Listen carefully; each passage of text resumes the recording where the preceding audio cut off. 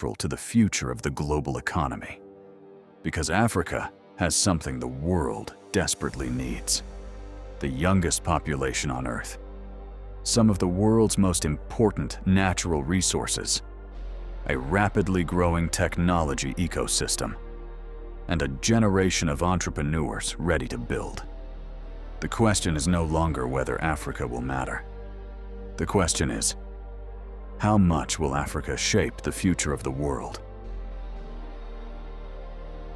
The global order that shaped the last 80 years is entering a period of transformation. After the Second World War, a new system emerged. The United States became the world's dominant economic and military power. International institutions were created. Global trade expanded. And for decades, this system defined how countries interacted. But history teaches us one important lesson: no global order remains unchanged forever. Economic power moves, technology shifts, new players rise. And today, one of the biggest transformations may be happening in a place that was underestimated for generations: Africa. A continent that has often been described by its challenges is now being redefined by its opportunities. A continent with the world's fastest growing population. A continent rich in critical resources. A continent where millions of young people are building, creating, and innovating. The future of global influence may not only be decided by the traditional powers of the past, it may also be shaped by the emerging powers of tomorrow. And Africa is becoming impossible to ignore. For decades, global influence was measured by military strength and economic size. The countries with the largest economies, the strongest armies, and the greatest political influence shaped the direction of the world. But the definition of power is changing.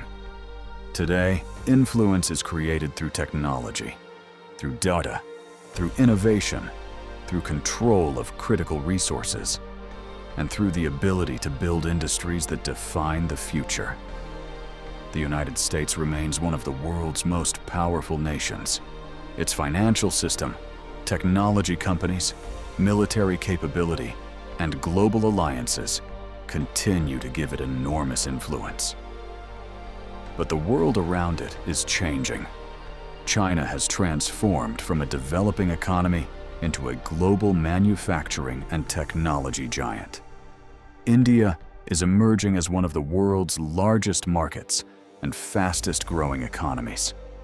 New centers of innovation are appearing across Asia, the Middle East, and Africa. The world is becoming more multipolar. Power is no longer concentrated in only a few traditional centers. It is spreading. And this shift creates both challenges and opportunities. Because as global competition increases, every region with strategic importance becomes more valuable. And few regions are becoming more important than Africa. With more than 1.4 billion people today, and a population expected to approach 2.5 billion by 2050. Africa represents one of the largest future consumer markets on Earth. But population alone is not the reason the world is paying attention. Africa sits at the intersection of three forces that will define the next century: people, resources, and technology. The question is no longer whether Africa will participate in the next era of global growth. The question is how much influence Africa will have in shaping it. The world is beginning to compete for something it once overlooked: Africa. Not because of what Africa has been, but because of what Africa is becoming. For China, Africa represents opportunity. Over the past 2 decades, Chinese companies have expanded their presence across the continent through infrastructure, trade, and investment. They have helped build roads, railways, ports, energy projects, and communication networks. China's interest is strategic. Africa offers growing markets, valuable resources, and important trade connections. But China is not the only major power paying attention. The United States has also recognized that Africa's future importance cannot be ignored. The competition is no longer only about traditional influence. It is about technology, investment, security, energy, and long-term economic partnerships. The question is changing. It is no longer simply, who can provide assistance? The question is, who can build lasting partnerships? Europe's relationship with Africa is also entering a new phase. For generations, Europe has been one of Africa's largest trading partners. But the future is being shaped by new priorities: energy security, manufacturing, green technology, and access to critical resources. And then there is India, a country with historic connections across Africa, a rapidly growing technology sector, and an increasing interest in expanding trade and investment. India sees Africa not only as a source of resources, but as a market, a partner, and a place where new industries can be created. For the first time in modern history, many African nations have greater leverage in deciding their future.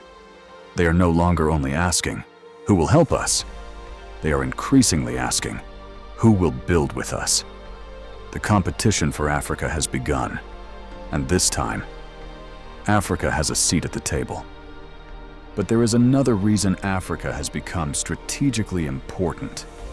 Beneath the ground lies something that could shape the next century. Critical minerals. The technologies transforming the modern world depend on resources that are not evenly distributed. Electric vehicles, renewable energy systems, advanced electronics, artificial intelligence infrastructure.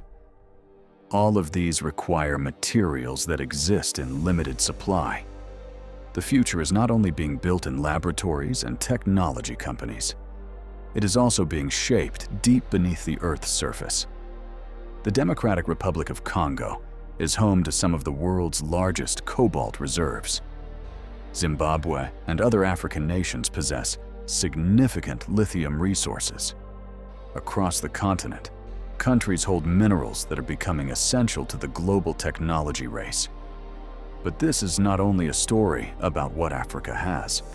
It is a story about what Africa chooses to do with what it has.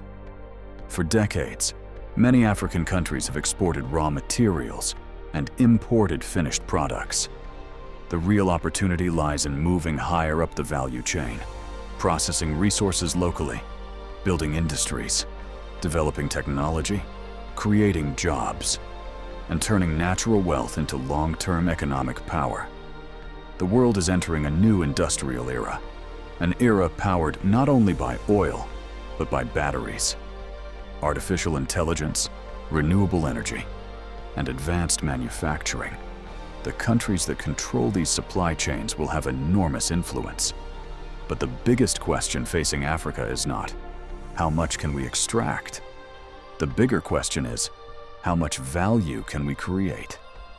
Because the future will not belong only to those who own resources. It will belong to those who know how to transform those resources into innovation, industries, and opportunities. The mineral race is not only about what lies beneath Africa's soil. It is about what Africa chooses to build above it. Shifts are important. But the biggest question is not only what governments will do, it is what individuals will do. Because every major transformation in history creates opportunities for those who are prepared. For African entrepreneurs, this moment represents a new frontier. The next generation of successful companies may not come from copying solutions created elsewhere. They may come from solving problems that exist right here in Africa. Problems in finance, agriculture, healthcare, education, energy, and transportation. These are not small markets. They represent the daily challenges of hundreds of millions of people. And solving these challenges creates companies with the potential to impact not only Africa, but the world. For technology professionals and developers, the opportunity is even greater. The world does not only need people who can write code, it needs people who understand problems, people who understand communities, people who can build technology that works in real-world conditions. A developer in Harare, Lagos, Nairobi, Johannesburg, or Cairo can now create products that reach customers anywhere in the world. Technology has removed many of the barriers that once limited African talent. A young engineer no longer needs to leave Africa to participate in the global economy. The world is becoming more connected, and talent can come from anywhere. For investors, the opportunity is also changing. Africa is not simply a future market. It is a market already experiencing transformation. The companies being built today in fintech, artificial intelligence, renewable energy, logistics, and digital services may become some of the defining businesses of tomorrow. But opportunity does not reward everyone. History has always rewarded those who prepare before the opportunity becomes obvious. The future will belong to those who develop skills, those who build, those who create, and those who recognize change before everyone else sees it.